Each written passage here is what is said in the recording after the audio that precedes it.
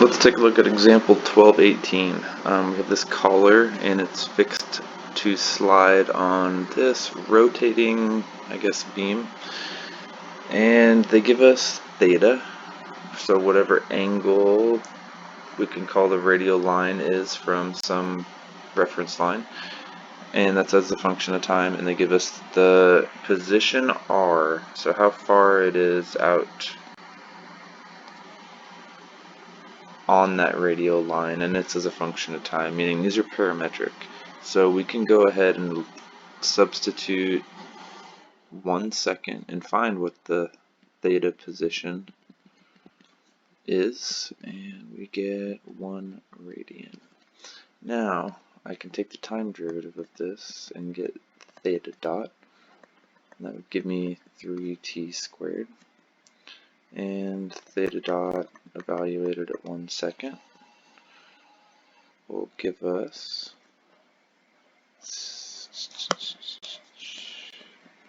3, and that will be radians per second. Alright, if I take another derivative, I'll get 6t and evaluate it at 1 second. I get a 6 radians per second squared. Now we can do the same thing with the position r. R is a function of t. We can say at t is equal to 1, it is 100 millimeters away from the origin. Now let's take the derivative. R dot would give us 200t. If I evaluate r dot at t is equal to 1, I'm going to get 200, and that's millimeters per second now. Let's take another derivative, r double dot, and that's going to give me a constant 200, and we don't have to evaluate that. It's a constant, so we can say that's in millimeters per second squared. Alright, now all we have to do is go to our velocity and acceleration equation.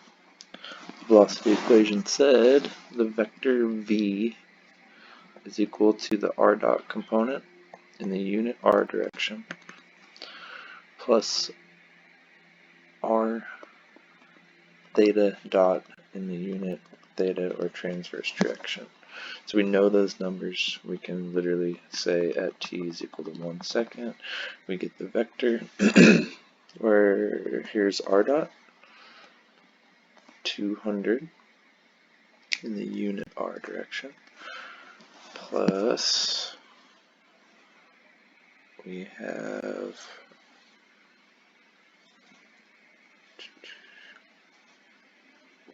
100 for our position times theta dot, which is 3, and that's in the unit theta direction.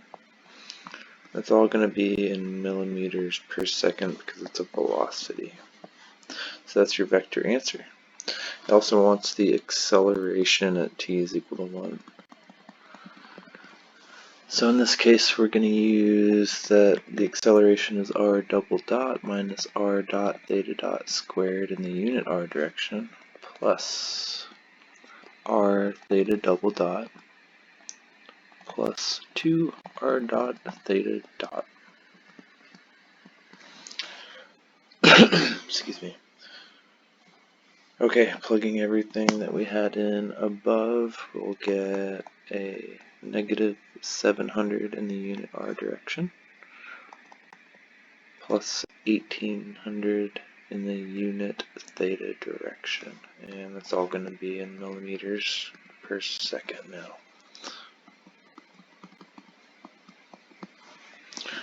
And it wants to know the angle too.